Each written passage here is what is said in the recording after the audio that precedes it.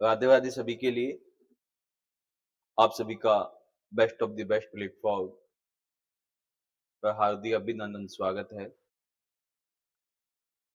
आज का session community health nursing disease portion अपना चला हुआ है, जर्नी कंटिन्यू है, अपनी छोटी सी झिलमिल सी दुनिया है कम्युनिकेबल डिजीज की, जिसमें लास्ट क्वेश्चन हमने डिस्कस किया था।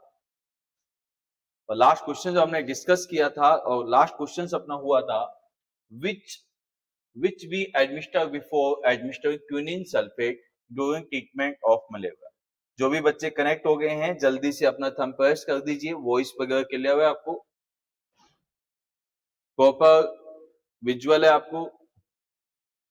यस, देखिए सबसे पहले यदि मैं आपसे कहना चाहूं कि सर जब क्विनिन सल्फेट को दिया जाता है, जब क्लोरोक्विन को दिया जाता है, तो उसके साथ में हमेशा किसको दिया जाता है? कल मैंने आपसे डिस्कस किया था, जब भी डॉक्टर साहब हमें क्लोरोक्विन की टैबलेट देते हैं, क्विनिन की टैबलेट देते हैं, साथ में जो बताया जाता है कि साथ में आपने क्या लेना है, तो मीठा दूध को लेने के लिए बोला जाता है। जब मीठे दूध को लेने के लिए बोला जाता है तो इसका मतलब क्या है? उसको ग्लूकोज मतलब कि क्विनिन सल्फेट को देने से हाइपोग्लाइसीमिया होने के चांसेस हो सकते हैं। क्या हो सकते हैं बेटा जी? यहाँ पे हाइपोग्लाइसीमिया होने के चांसेस हो सकते हैं। और हाइपोग्लाइसीमिया से बचने के लिए किसको साथ में देते हैं बेटा जी? यहाँ पे ग्लूकोज को साथ दिया जाता है। किसको साथ देते हैं बेटा? यहाँ पे ग्लूकोज को साथ में दिया जाता है। नेक्स्ट क्वेश्चन अपना यहां से कंटिन्यू हो जाता है। आज की जर्नी यहां से स्टार्ट होती है। सबसे पहला क्वेश्चन कहता है, in India it is recently found that the incidence of the malaria increase due to. हमारे इंडिया के अंदर रिसेंटली फाउंड किया गया है, अभी देखा गया है कि मलेरिया के सबसे ज्यादा केसेस बढ़ने का कारण क्या है? अपने इंडिया में मलेरिया के केस बढ़ने का सबसे बड़ा कारण क्या है? पॉपुलेशन का बढ़ जाना या mosquito becoming DDT assistant. Mosquito जो है बेटा बेशर्म हो चुके हैं, किसके लिए? डीडीटी के लिए। और सी ऑप्शन कहते हैं पॉवर्टी इनटू विलेज, गांव में गरीबी बहुत ज्यादा है, या पुअर सैनिटेशन कंडीशंस है। इनमें से कौन सा कारण ऐसा है कि सबसे ज्यादा माना जाता है कि इंडिया के अंदर मलेरिया बढ़ने का सबसे बड़ा कारण क्या है? A B C D, A B C D which is the right answer. तो बेटा जी आपने कहना है सर सभी से ज्यादा जो अभी जो रिसेंटली फाउंड किया गया वो यह फाउंड किया गया है कि हमारे इंडिया के जो मॉस्किटो जो हैं वो क्या हो गए बेटा जी? यहाँ पे डीडीटी जो है डाइफेनाइल ट्राइक्लोएथेन जो पाउडर आता है डीडीटी का, उसके लिए क्या हो गया है बेटा? रेसिस्टेंट हो गया है। और उसके लिए रेसिस्टेंट हो गया मतलब कि आप कितना ही डीडीटी का छिड़काव कीजिए, मच्छर बेहोश नहीं होते हैं, मच्छर कोई फर्क नहीं पड़ता है, मच्छर खत्म नहीं होते हैं। आजकल हम ओलाइट लगा के सोते हैं तब भी कोई फर्क नहीं पड़ेगा। आपने एक चला था, सबसे बढ़िया चला था सर, उसे कहते थे गुड नाइट, पता नहीं है ना, और कुछ फास्ट कार्ड के नाम से आया था, एक फास्ट कार्ड। पहले के टाइम में कहा जाए एक फास्ट कार्ड जलाओ मच्छर खत्म हो जाएंगे। नहीं भाई साहब, मच्छर आजकल क्या होते हैं, जैसे ही फास्ट कार्ड को जलाते हैं, मॉस्किटो जो होते हैं, मच्छर जो होते हैं, थोड़े से नींद में होते हैं, थोड़े से धक्के मुक्के करते हैं और 10 मिनट के बाद वो वापस उड़ने लग जाते हैं। हल्का सा नशा होता है बस, मतलब कि उनको कोई भी फर्क नहीं पड़ता है डीडीटी का, ना ही कोई ऐसी चीजों का। इसलिए इंडिया में सबसे ज्यादा मलेरिया होने के चांसेस बढ़ गया है। बात समझ में आई? तो सभी ने आंसर जो दिया है बेटा जी, यहाँ पे क्या आंसर है आपका? बी आंसर यहाँ पे राइट हो गया। नेक्स्ट क्वेश्चन की बात कर लेते हैं, आ जाइए। इस क्वेश्चन को थोड़ा समझना पड़ेगा। Decline in the frequency of malaria over last 50 years reflect, मतलब कि पिछले 5 साल के धीरे धीरे क्या हो जाना बेटा जी? यहाँ पे डिक्लाइन हो जाना फ्रीक्वेंसी का। मलेरिया की फ्रीक्वेंसी जो हमने देखा है लास्ट 50 ईयर से, और 50 ईयर से जो देखा है बेटा धीरे धीरे जो क्या होती है बेटा, यहाँ पे फ्रीक्वेंसी कम हुई है मलेरिया की, उसका उसे अपन क्या कहते हैं? देखिए बेटा सबसे पहले एपिडेमोलॉजी के अंदर मैंने आपके साथ डिस्कस किया था सर, एपिडेमिक क्या होता है? किसी भी डिजीज का फर्स्ट टाइम कम्युनिटी में दिखाई देना और कंटिन्यूअसली फैलना। किसी भी डिजीज का फर्स्ट टाइम कम्युनिटी में दिखाई देना, कंटिन्यूअसली फैलना, एपिडेमिक ट्रेंड्स में आता है। सेकुलर ट्रेंड्स होता है बेटा जी यहाँ पे क्या होना? ग्रेजुअली चेंजेज होना। ग्रेजुअली चेंजेज होना या तो अप होना या डाउन होना, इंक्रीज होना या डिक्रीज होना, लेकिन धीरे धीरे सालों साल तक कोई चीज क्या होती है, या तो कम होती है या ज्यादा होती है। वो किस में आते हैं बेटा जी? यहाँ पे सेकुलर ट्रेंड्स के अंदर आती है। ये सीजनल होती है, सीजन के हिसाब से होती है, और इसका यहाँ पे इस प्रोसेस का यहाँ पे कोई लेना देना नहीं है। तो यहाँ पे आपने कहा से 50 साल तक यदि फ्रीक्वेंसी को हमने देखा, और जब 50 साल फ्रीक्वेंसी देखा गया, मलेवा धीरे धीरे हमें डिक्लाइन देखने में, इसकी फ्रीक्वेंसी कम देखने को मिली है। तो इसी के बेसिस पे मैंने क्या बोला, सालों साल तक धीरे धीरे या तो कम होना या ज्यादा होना, ये जो आता है बेटा कौन से ट्रेंड्स में आता है, तो आपने आंसर देना सर कौन से ट्रेंड में आता है, ये सेकुलर ट्रेंड्स के अंदर आता है। किस में आता है बेटा जी, यहाँ पे सेकुलर ट्रेंड्स के अंदर आता है। और यदि दोनों क्वेश्चंस आपको अच्छे समझ में आ गए हैं तो बेटा एक बार अपना थंब प्रेस कीजिए और स्माइल कीजिए, और ताकि मैं आपको नेक्स्ट क्वेश्चंस को अच्छे से समझा सकूं। देखिए सबसे पहले बेटा नाम आता है क्वेश्चन का, विच of the following is zoonotic disease. सबसे पहले आपको समझना पड़ेगा सर जूनोटिक का मतलब क्या होता है। जूनोटिक का मतलब होता है किसी भी वर्टिबल एनिमल से क्या करना है, डिजीज का ह्यूमन बीइंग में फैलना। और वर्टिबल एनिमल से डिजीज का ह्यूमन बीइंग में फैलना, उसे अपन क्या कहते हैं बेटा जी, यहाँ पे जूनोटिक कहते हैं। क्या कहते हैं उसे, जूनोटिक डिजीज कहा जाता है। और जैसे जूनोटिक डिजीज कहते हैं तो कौन कौन सी जूनोटिक डिजीज है, यस, तो यहाँ पे एक आपको कहना है सर चिकनगुनिया जो होता है, सीधी बात है सर, चिकनगुनिया तो किसकी वजह से होता है सर, अरबो वायरस की वजह से होता है। मलेरिया किसकी वजह से होता है, प्लाज्मोडियम पैरासाइट वेक्टर की वजह से होता है। चिकनगुनिया भी वेक्टर की वजह से है, मलेरिया वेक्टर की वजह से है। एड्स जो होता है बेटा किसकी वजह से होता है, HIV की वजह से होता है। लेकिन रैबिज जो है, रैबिज किससे होता है बेटा, लीजा वायरस की वजह से होता है। अबे लीजा जो वायरस है ट्रांसमिट किससे होता है बेटा, यहाँ पे तो हमारे इंडिया में सबसे ज्यादा पाले जाते हैं। क्वेश्चन पूछ जाएगा अपने इंडिया में सबसे ज्यादा रैबिज के फैलने के चांसेस किससे होते हैं, most common causes of the rabies transmit, मतलब कि सबसे ज्यादा रैबिज जो ट्रांसमिट होता है अपने इंडिया में किसके माध्यम से होता है, तो हमारे इंडिया में बेटा पाले जाते हैं क्या, डॉग। क्या पाले जाते हैं बेटा, डॉग। 90% जो होते हैं बेटा जी किससे होते हैं, डॉग से अपने इंडिया के अंदर होते हैं।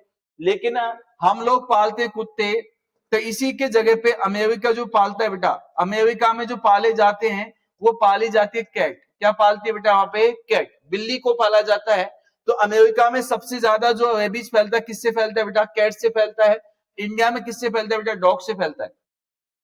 इसके बाद और किस किस से रेबीज फैल सकता है, तो आपने कहने से रेबीज फैल सकता है किस किस से, नंबर 1 भेड़िया से फैल सकता है। रेबीज किससे फैल सकता है बेटा, कोई भी एनिमल्स, किसी भी टाइप के एनिमल से, फॉक्स से फैल सकता है। यस या नो, जो भी अपने पालतू जानवर होते हैं किसी से भी फैल सकता है। लेकिन सबसे ज्यादा जो फैलता है बेटा वो किससे फैलता है, डॉग से फैलता है। किससे फैलता है बेटा, डॉग से। इसलिए क्या कहते हैं बेटा इसे, वर्टिबल एनिमल से क्या हो जाना बेटा, किसी भी डिजीज का ह्यूमन बीइंग में फैलना क्या कहलाता है, जूनोटिक डिजीज कहलाती है। कौन सी कहलाती है, जूनोटिक। यहां तक समझ में आया। नेक्स्ट क्वेश्चन की बात कर लेते हैं। यहां तक जो कहानी हमने देखी थी वो कहानी थी बेटा मलेरिया की कहानी हमने डिस्कस की थी। अब कहानी चलेगी किसकी, यहाँ पे पोलियो वायरस की कहानी आपकी चलने वाली है। या देखते हैं किसकी कहानी चलेगी बेटा, यहाँ पे क्वेश्चंस के हिसाब से पता चलेगा, उसी के हिसाब से हम आगे देखने की कोशिश करते हैं। An acute infection disease cause by the enterovirus. ऐसा कौन सा एक्यूट इन्फेक्शन है जो कि कॉज करता है बेटा, एंटोवायरस की वजह से कॉज होता है। बेटा जी यदि मैं आपसे कहूं सर एंटोवायरस मतलब कि इंटेस्टाइन में प्रेजेंट होने वाला वायरस जो इंटेस्टाइन को अफेक्ट करे, कौन कौन सा हो सकता है। जैसे कि यहाँ पे सबसे पहले मैं आप एक्यूट बोला है तो क्या बोले बेटा, पिकोरना वायरस बोल सकते हैं। क्या बोल सकते हैं, पिकोरना वायरस कह सकते हैं। अब मैंने आपको पिकोरना लिखा है तो समझ जाइए बेटा, पिकोरना जो होता है दुनिया कहती है सर पोलियो वायरस की वजह से पोलियो होता है। किसकी वजह से होता है बेटा, पोलियो वायरस की वजह से यदि पोलियो होता है तो पोलियो वायरस यदि ऑप्शन में नहीं मिलेगा तो क्या मिलेगा बेटा, पिकोरना वायरस आपको मिलेगा। सबसे पहला ऑप्शन कहता है सर पोलियोमाइलाइटिस हो सकता है, डिप्थीरिया हो सकता है, टाइफाइड हो सकता है, या बेटा मम्स हो सकता है। ABCD which is the right answer. जो भी बच्चे कनेक्ट है सभी के सभी बच्चों का यहाँ पे आंसर आ जाना चाहिए। यस यस, जल्दी से आंसर दीजिएगा। गुड मॉर्निंग होने से पहले ही, आंखें खुलने से पहले ही क्लास स्टार्ट हो जाती है आपकी। सब बात। और मैं कहता हूं नाइट को नींद आए या नहीं आए, लेकिन सबसे अच्छा जो सोने का टाइम माना जाता है वो होता है सुबह 4 बजे से लेकर, और कम से कम फिर तो सुबह उठाना महापाप है, सुबह उठाया नहीं जाए। बस मजे तो तभी आते हैं सोने के, और उसी टाइम पे जब क्लास का टाइम हो गया तो ये तो बहुत अच्छी बात है ना। आ जाइए। तो सबसे पहले आंसर दिया है बेटा आपने सभी ने, ए आंसर दिया है सर। एक्यूट इन्फेक्शन पूछा गया है जो एंटोवायरस की वजह से कॉज होता है, कौन सा होता है बेटा? पोलियोमाइलाइटिस। क्वेश्चन नंबर सेकंड समझिएगा। क्वेश्चन नंबर सेकंड यदि मैं आपसे पूछना चाहूंगा कि सर पोलियोमाइलाइटिस के अंदर, पोलियो डिजीज के अंदर बॉडी का कौन सा ऑर्गन सबसे ज्यादा अफेक्ट होता है? पोलियो डिजीज के अंदर बॉडी का कौन सा ऑर्गन सबसे ज्यादा अफेक्ट होता है? जल्दी से आंसर दीजिएगा। पोलियोमाइलाइटिस के अंदर बॉडी का कौन सा ऑर्गन सबसे ज्यादा अफेक्ट होता है? आंसर दीजिएगा। यस, जल्दी से आंसर पुट कीजिएगा चैट बॉक्स में आके जल्दी से, और मुझे बताइएगा कि पोलियोमाइलाइटिस के अंदर बॉडी का कौन सा ऑर्गन सबसे ज्यादा अफेक्ट होता है? Which organ of the body that affected emotionally in the poliomyelitis? और आंसर एक आ चुका है, मनीषा ने आंसर दिया बेटा GIT। यहाँ पे आंसर दिया गया है, क्या आंसर दिया गया है? GIT आंसर दिया गया है। इंटेस्टाइन आंसर दिया गया है, शाबाश शाबाश शाबाश। GIT, हर्ष ने GIT आंसर दिया है। यस, आगे चलते हैं, आंसर देते चलिए और देखते हैं कि आपने पोलियोमाइलाइटिस कितना अच्छे से पढ़ा हुआ है। शाबाश। मैंने क्वेश्चन पूछा है कि बॉडी का कौन सा ऑर्गन सबसे ज्यादा अफेक्ट होता है? पोलियोमाइलाइटिस बॉडी के कौन से ऑर्गन को अफेक्ट करता है? मैंने क्वेश्चन आपसे ये पूछा है बेटा जी। यस, जल्दी से आंसर दीजिएगा। ओनली 3 आंसर आए मेरे पास में। मनीषा, इसके बाद में है पंचाल, इसके बाद में प्रवृत्ति, हर्ष और अंजू ने आंसर दिया है, शाबाश। और यदि ये क्वेश्चन एग्जाम में आ गया होता तो आप क्या आंसर दे के आते? सुरेश दर ने भी आंसर दिया है, यहाँ पे इंटेस्टाइन आंसर दिया है। सोनिया ने आंसर दिया है बेटा, इंटेस्टाइन आंसर दिया, शाबाश। देखते हैं कितने विद्वान है हम लोग। यस, जल्दी से आंसर दीजिएगा सभी, शाबाश शाबाश शाबाश।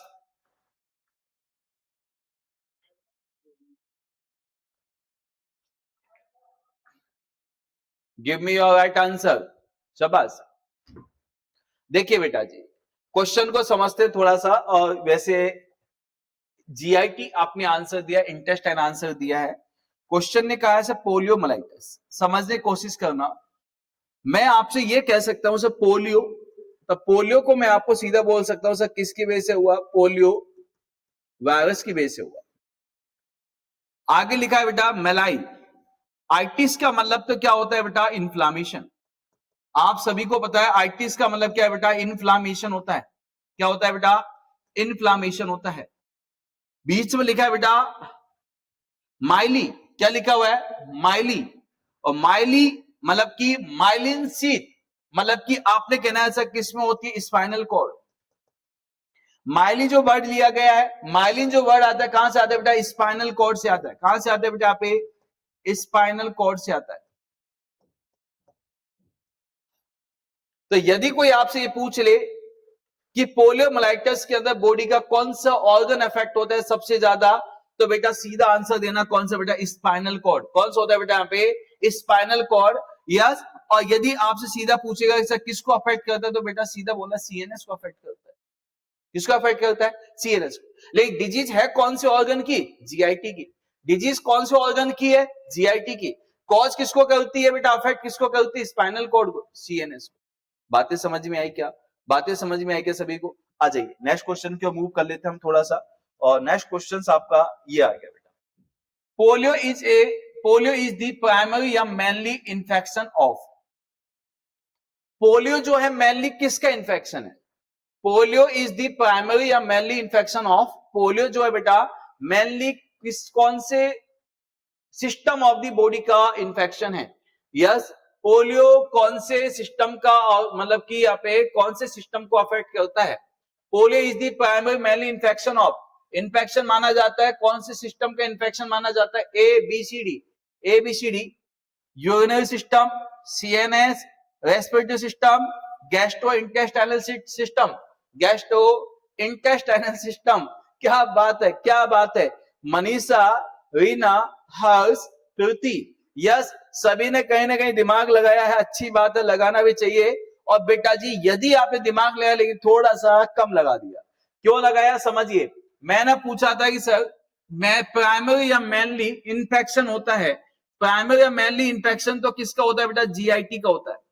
अगर पोलियो को जो इंक्लूड किया जाता है बेटा, पोलियो को जो इंक्लूड किया जाता है वो किसमें आता है बेटा? पोलियो एक फीको ऑरल रूट से फैलने वाली डिजीज है। किससे बेटा? फीको ऑरल रूट से फैलने वाली डिजीज है। अब फीको और लूट से फैलने वाली डिजीज है तो कौन सी बेटा पे गैस्ट्रो इंटेस्टाइनल। लेकिन पोलियो अफेक्ट किसको करता है, जीआईटी में जाने के बाद अफेक्ट किसको करता है बेटा, सीएनएस को अफेक्ट करता है। इसलिए बेटा प्राइमरी इन्फेक्शन तो किसका है बेटा यहाँ पे, गैस्ट्रो इंटेस्टाइनल। आप सभी का राइट आंसर यहाँ पे जाना चाहिए था। यस। और दूसरा क्वेश्चन यदि मैं आपसे कहता हूं कितनी एज तक के बच्चों को सबसे ज्यादा पोलियो अफेक्ट करता है, मुझे आंसर दीजिएगा। पोलियो मेनली कितने साल तक के बच्चों को अफेक्ट करता है। और यदि आप इस चीज का आंसर दे पाए तो दूसरा क्वेश्चन का आंसर बेटा मुझे इस बात का दीजिएगा कि पोलियो सपोज कीजिए आपने किसी भी एज का बताया, लेकिन मेल को ज्यादा होता है या फीमेल को ज्यादा होता है। चलो इस चीज का मुझे आंसर दीजिएगा। पोलियो, सोनिया का आंसर है सर 5 साल, सब बस। मेल या फीमेल, साथ में एज लिख दीजिए और साथ में मेल और फीमेल लिखिएगा। एज के साथ साथ 0.5 और 0.5 क्या है बेटा, 6 महीने का बच्चा। पोलियो कितने साल तक के बच्चों को हो सकता है, और मेल या फीमेल भी साथ में लिखिएगा। 1 से 5 साल, 1 से 5 साल पिंकी ने आंसर दिया है, वसी ने आंसर दिया बेटा 5 साल, सोनिया ने आंसर दिया फीमेल, और पिंकी ने आंसर दिया मेल को। ओके, 5 से 7 साल तक मेल में। ओके, शाबाश। और आंसर दीजिएगा जल्दी से, जितने बच्चे कनेक्ट हैं सभी के आंसर आने चाहिए बेटा।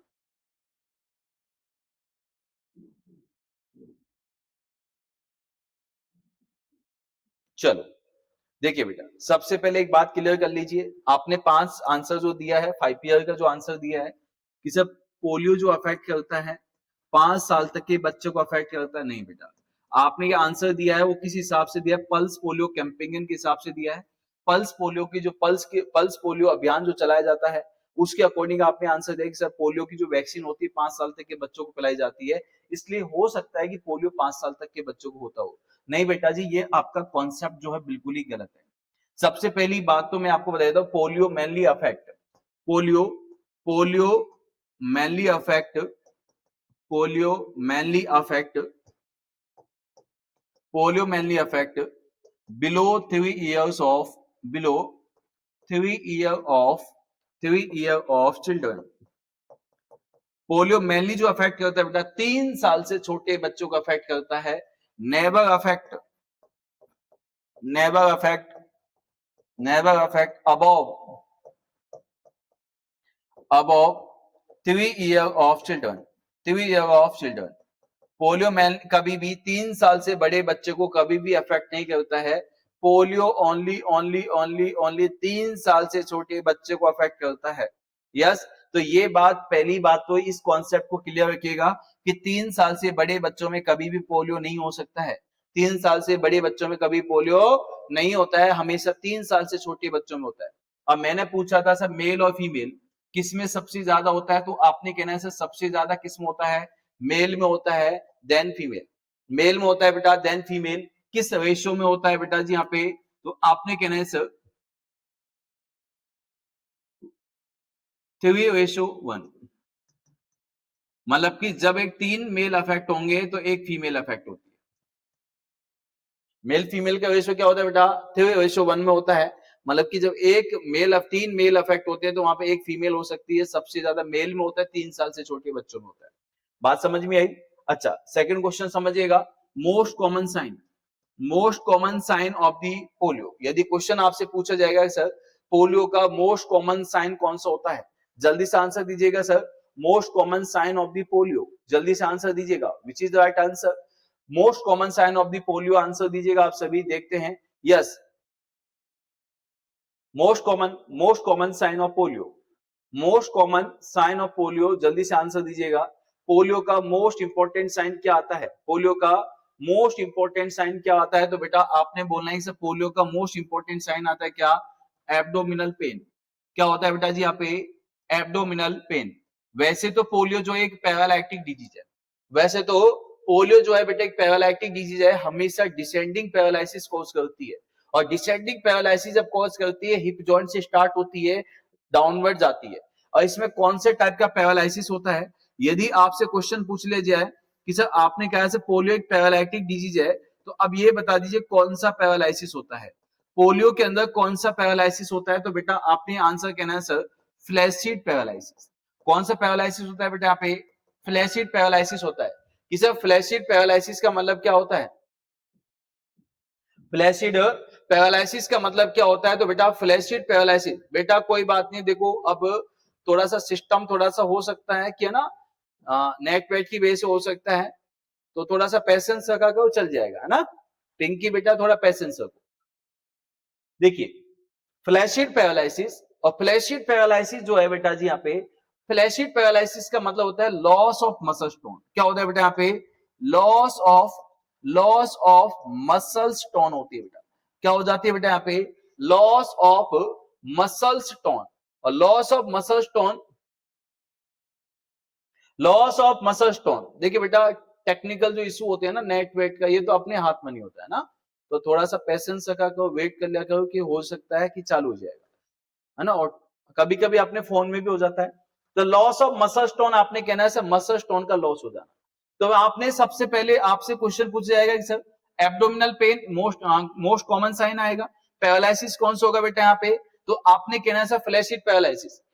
तो यदि आपसे क्वेश्चन पूछे जाए कि सर कौन सा साइन प्रेजेंट होता है, यस मुझे बताइए पोलियो के अंदर कौन सा साइन प्रेजेंट होता है? तो आपने कहने से पोलियो में देखने को मिलता है बेटा क्या? Tripod sign. कौन सा होता है बेटा यहाँ पे? ट्राइपोड साइन होता है। और ट्राइपोड साइन कौन सा होता है बेटा? जिस बच्चे को पोलियो हो जाता है उसकी जो लेग होती है, वो जो लेग अफेक्ट होती है, क्योंकि मेनली सिंगल लिम्ब अफेक्ट होती है but may be both limbs भी अफेक्ट हो सकती है, लेकिन जिस लिम्ब को पोलियो अफेक्ट करता है उसकी मसल्स वीक हो जाती है, और उसकी वीक कमजोर मसल्स हो जाने की वजह से क्या होता है बेटा जी? उसके अंदर इनएबिलिटी टू क्या हो जाता है? पर्सन अनेबल टू सिट, मतलब बैठेगा जब क्या हो जाएगा बेटा? इनएबिलिटी टू सिट, मतलब कि बैठेगा तो सबसे पहले उसकी लेग में मूवमेंट नहीं होगा, पहले अपने दोनों हाथों को टेकेगा, और दोनों हाथों को जब टेकेगा तो क्या होगा बेटा जी यहाँ पे? जब दोनों हाथों को टेका जाएगा तो जिस लेग में पैरालिसिस है उसमें मूवमेंट नहीं होता है, तो वो अपने लेग को ऐसे खिसका के फिर बैठता है। इसके मतलब समझ जाइए क्या बन गया? ट्राइपोड। क्या बन गया बेटा? ट्राइपोड। तो इसी कहते हैं बेटा inability to sit without support, मतलब कि बच्चा जो है बेटा बिना सपोर्ट के बैठ नहीं पाता है, इसे कहते हैं ट्राइपोड साइन। क्या कहते हैं बेटा इसे? Tripod sign. जांच में क्या किया जाएगा? स्टूल एग्जामिनेशन किया जाएगा। चलो नेक्स्ट क्वेश्चन पे चलते हैं, साथ साथ में डिस्कस कर लेंगे। आ जाइए next question. Which viral disease caused by one of the smallest human virus that infect the motor cell? देखिए बेटा सीधा अब आपको ज्यादा पढ़ने की आवश्यकता नहीं, इन्होंने क्या बोल दिया? Motor cell of the enter horn of the spinal cord, मतलब कि एंटर हॉर्न जो होती है स्पाइनल कॉर्ड की, जो मोर्टाल जो क्या होती है बेटा सेल होती है, उसको अफेक्ट कर देती है। और मैंने जस्ट अभी आपको बताया कि इसमें क्या हो जाती है बेटा? मूवमेंट, लॉस ऑफ मूवमेंट हो जाता है। और लॉस ऑफ मूवमेंट क्यों होते हैं? क्योंकि मोर्टाल जो सेल होती है वो क्या हो जाती है बेटा? डैमेज होने लग जाती है, मोर्टाल सेल अफेक्ट होने लग जाती है। यस, और जैसी मोर्टाल सेल अफेक्ट होने लगती है तो सीधा आंसर दीजिएगा बेटा यहाँ पे, जब मैंने आपको सीधा बोला है मोर्टाल सेल का अफेक्ट हो जाना, मोर्टाल सेल का अफेक्ट हो जाना, और किसका अफेक्ट हो जाना बेटा? स्पाइनल कॉर्ड के हॉर्न, मतलब एंटर हॉर्न का अफेक्ट हो जाना। तो समझ जाइए जब जब बेटा जी मोर्टाल सेल का नाम आएगा ना, जब जब मोर्टाल सेल का नाम आएगा तो समझ जाइए बेटा क्या आंसर जाएगा? पोलियोमाइलाइटिस आंसर जाएगा। कौन सा आंसर जाएगा बेटा जी यहाँ पे? पोलियोमाइलाइटिस आपका आंसर यहाँ पे चला जाएगा। और सभी एक बार चेक बॉक्स में आके सभी अपना आंसर ए पुट कर दीजिए, सभी एक बार अपना आंसर ए पुट कीजिए, और बस सीधा दिमाग में एक कॉन्सेप्ट है कि जब जब पोलियो का नाम आएगा तो स्पाइनल कॉर्ड का आंसर जाएगा, जब जब पोलियो का नाम आएगा तो मोटा मूवमेंट क्या हो जाएंगे बेटा? डिक्रीज हो जाएंगे। क्या हो जाएंगे? डिक्रीज हो जाएंगे। यस या नो? मूवमेंट नहीं हो पाएगा, बस यही ध्यान रखना बेटा। और ये हमेशा मेनली सिंगल लिम्ब को अफेक्ट करता है। बातें समझ में आई क्या सबको? बातें समझ में आई क्या? चलो बेटा जी आगे चलते हैं, आ जाइए साहब जी। Yes, next question. The polio virus enter into the body by? Polio virus जो जाता है बेटा अपनी बॉडी में किसके माध्यम से जाता है? तो यदि मैं आपसे कहता हूं पोलियो का आरओटी क्या होता है, सबसे पहले आरओटी की बात कर लेता हूं, इसके बाद बात होगी बेटा एमओटी की। किसकी बात होगी बेटा? एमओटी की। रूट ऑफ ट्रांसमिशन जो माना जाता है पोलियो का, वो क्या मानते हैं बेटा यहाँ पे? फीको ऑरल रूट के माध्यम से मानते हैं। किसके माध्यम से? फीको ऑरल रूट के माध्यम से मानते हैं। नेक्स्ट आपने कहना है सर इसका मोड ऑफ ट्रांसमिशन क्या होता है? एमओटी क्या होता है बेटा जी यहाँ पे? तो आपने कहना है सर कंटामिनेटेड, कंटामिनेटेड क्या बोलते हैं बेटा? Contaminated water and, contaminated water and food से होता है। किससे होता है बेटा यहाँ पे?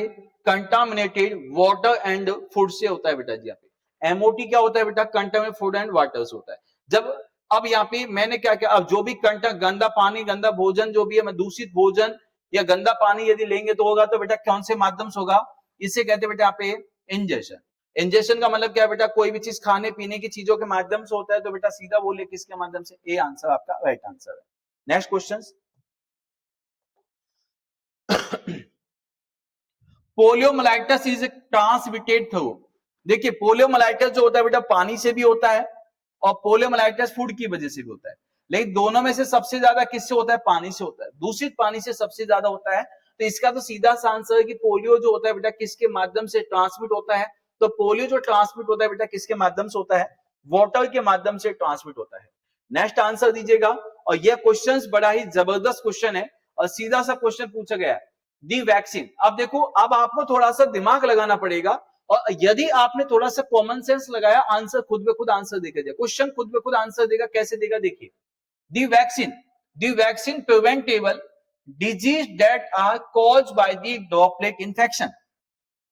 जब इसने क्वेश्चन ने बोला है कि सर ऐसी डिजीज के नाम दिए गए हैं जो कि ड्रॉपलेट इन्फेक्शन वाली हैं और जिनको वैक्सीन के माध्यम से प्रिवेंट कर सकते हैं, मतलब कि ऐसे ड्रॉपलेट इन्फेक्शन जिनको वैक्सीन के माध्यम से प्रिवेंट किया जा सकता है, एक्सेप्ट एक को छोड़कर। मतलब कि जो आंसर जाएगा वो कभी भी ड्रॉपलेट इन्फेक्शन के माध्यम, मतलब ड्रॉपलेट न्यूक्लियाई के माध्यम से ट्रांसमिट नहीं होगा, मतलब कि ड्रॉपलेट वाला ऑप्शन में नहीं होगा। तो सीधा बोलिए, देखिए मेनिंजोकोकल मेनिंजाइटिस ड्रॉपलेट इन्फेक्शन हो सकता है, बैक्टीरियल हो सकता है। वूपिंग कफ ड्रॉपलेट से होता है, डिप्थेरिया ड्रॉपलेट से होता है, लेकिन ये तो कंटामिनेटेड वाटर और फूड से होता है। सीधा आंसर दे दो ना, क्या दिक्कत है भाई? चलो नेक्स्ट आ जाइए बेटा जी।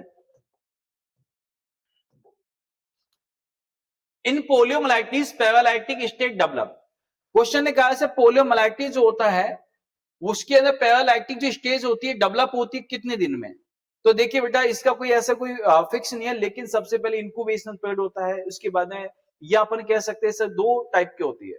पोलियोमाइलाइटिस को यदि मैं आपसे कहूं तो सर इसको दो टाइप से डिवाइड किया जाता है। वैसे बेसिकली क्या होते हैं, ऐसा कोई इंपॉर्टेंट नहीं है। आपने कहना सर एक होता है पेरी पैरालाइटिक। क्या होता है बेटा यहाँ पे? Pre paralytic. और पेरी पैरालाइटिक होता है, एक होता है बेटा पैरालाइटिक। पेरी पैरालाइटिक का जो होता है बेटा इसका टाइम माना जाता है कितना?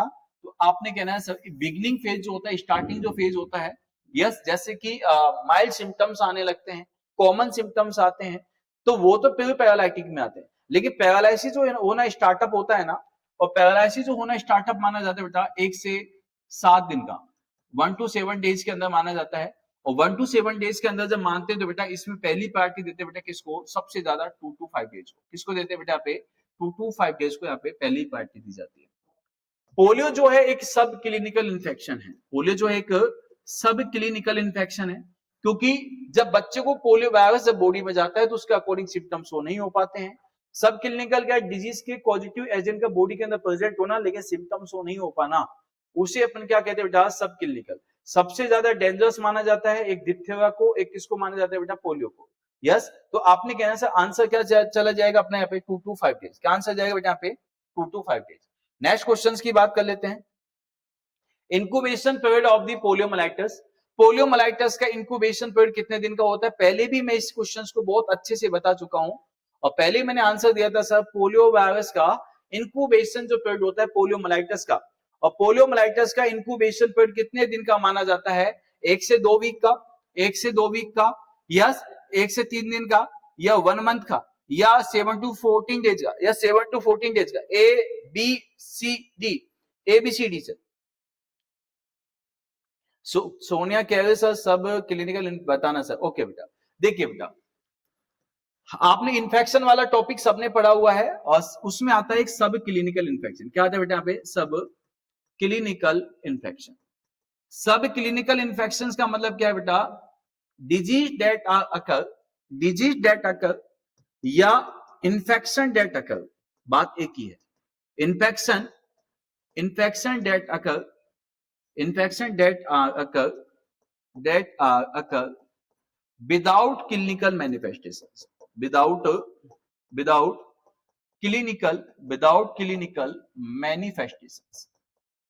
clinical manifestations, मतलब कि डिजीज प्रेजेंट है बॉडी के अंदर, लेकिन डिजीज के according sign and symptom show नहीं हो पाना। जब साइन सिम्टम शो नहीं हो पाते हैं तो डिजीज की सीवियरिटी बढ़ जाती है। इसी वजह से जब सीवियरिटी बढ़ जाती है, जब बहुत ज्यादा फैल जाती है बॉडी के अंदर, तब हमें पता चलता है।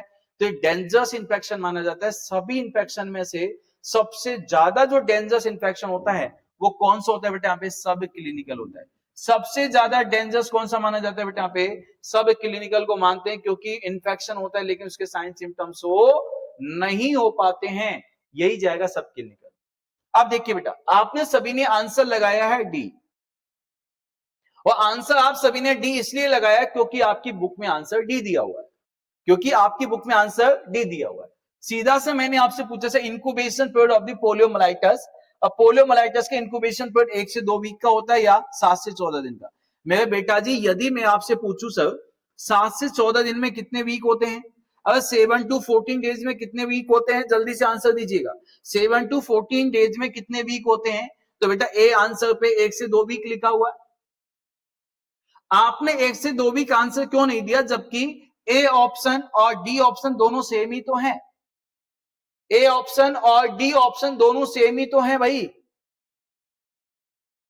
या तो मैं आपसे 1 से 2 वीक बोल देता हूं, या मैं आपसे 7 to 14 डेज बोल देता हूं। बताओ क्या गलती है इसमें?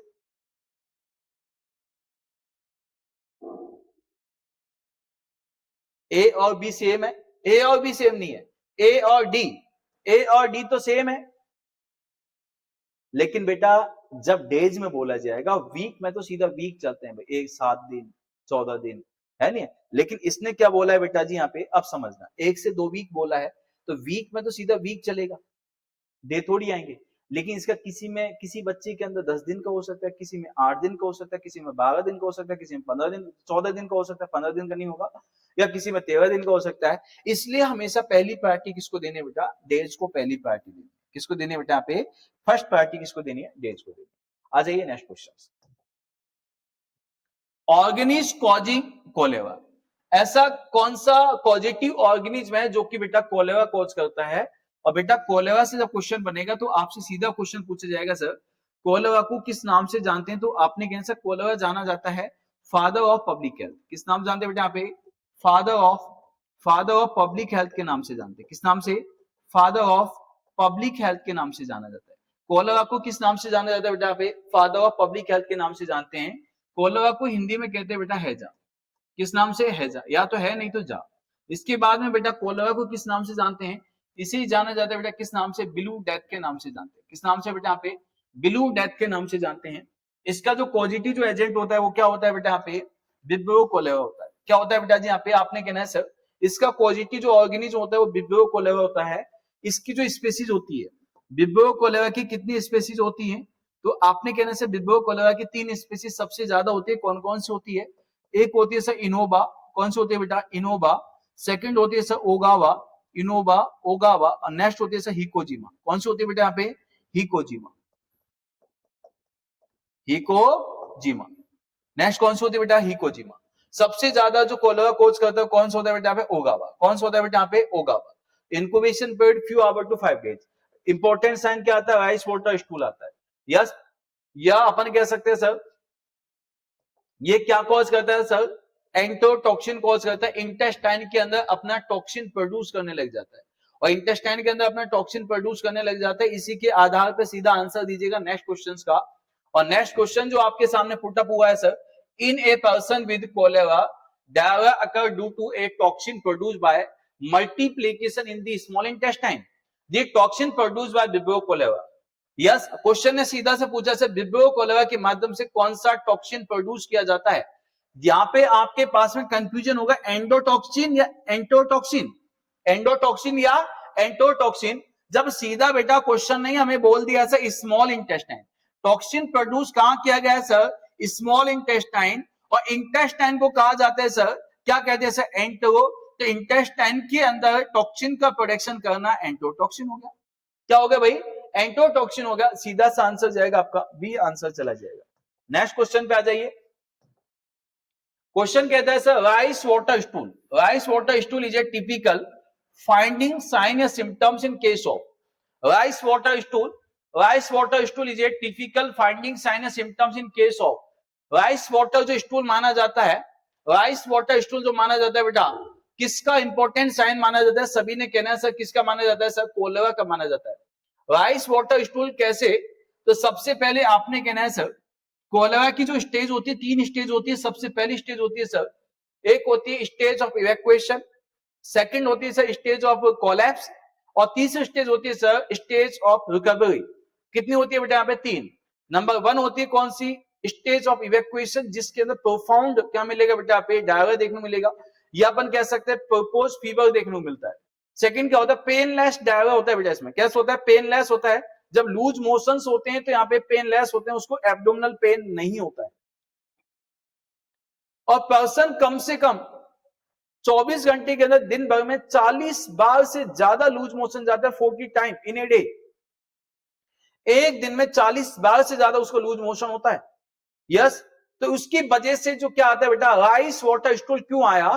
तो आपने कहना सर राइस वाटर स्टूल की भी एक कहानी है कि कोलेरा के 2 एंटीजन होते हैं सर, एक होता है एल और दूसरा होता है सर एच। 2 एंटीजन होते हैं एल और एच। ये क्या करते हैं? अपनी इंटेस्टाइन में जाके एक साइकिल बनाते हैं, और अपनी इंटेस्टाइन में जाके एक साइकिल बनाते हैं, उसका नाम होता है CAMP।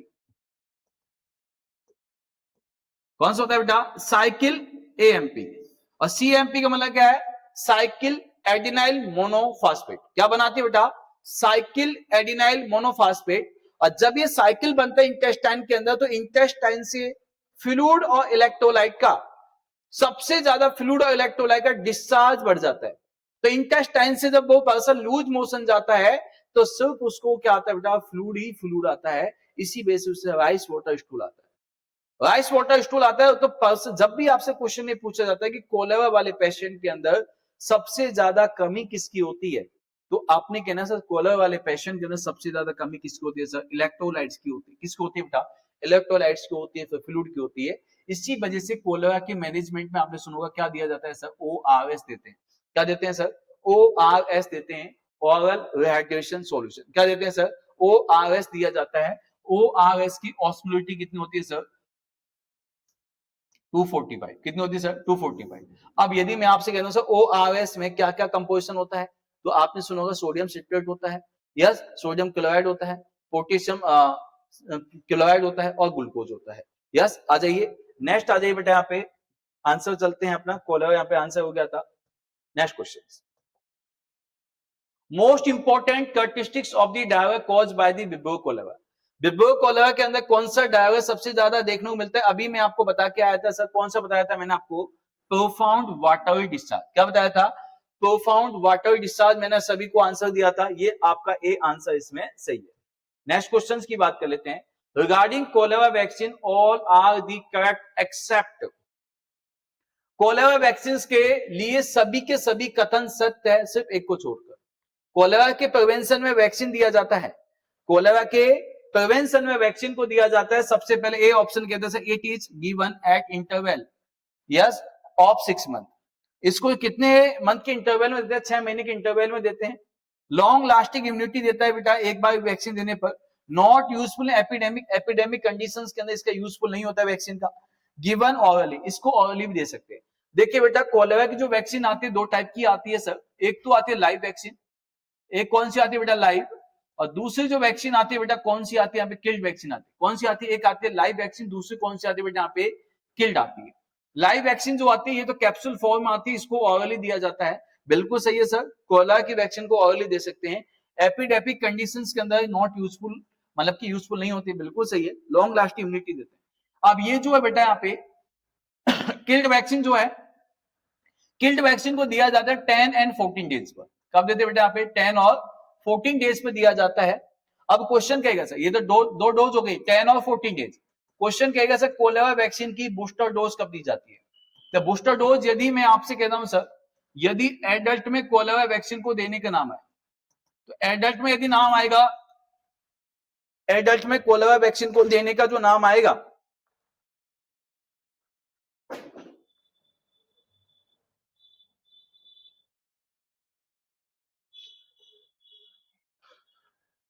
एडल्ट में कोलेरा वैक्सीन को जो देने का नाम आएगा,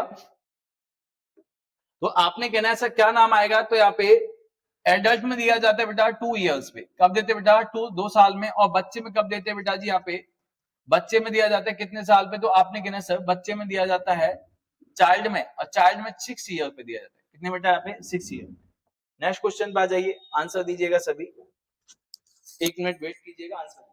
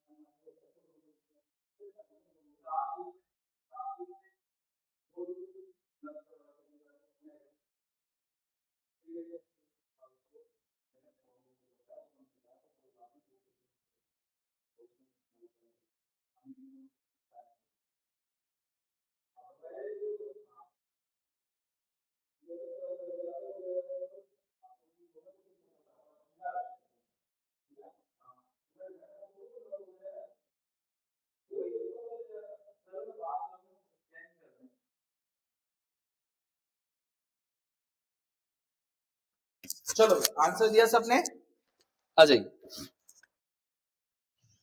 for controlling outbreak of cholera which of the following measures are suggested except. सबसे पहले क्वेश्चन ने कहा है सर कोलेरा को मेजर करने, कोलेरा को कंट्रोल करने के लिए हमें कौन सा मेजरमेंट मतलब सजेस्ट करना पड़ेगा, तो सबसे पहले ए ऑप्शन कहता है सर मास कीमोप्रोफाइलैक्सिस, प्रॉपर डिस्पोजल एक्सक्रेटा, बिल्कुल सही है। सी ऑप्शन कहता है क्लोरिनेटेड वाटर, ये भी सही है। अर्ली डिटेक्शन, ये भी सही है। लेकिन बेटा कौन सा नहीं है यहाँ पे, कीमोप्रोफाइलैक्सिस में कोई काम नहीं आता है। बिल्कुल आपने सभी ने राइट आंसर दिया है। नेक्स्ट क्वेश्चन पे आ जाइए बेटा, यहाँ पे during cholera outbreak the best emergency sanitation measures to adopted will be, measures to adopted will be A, B, C, D। Best emergency sanitation की बात की गई है।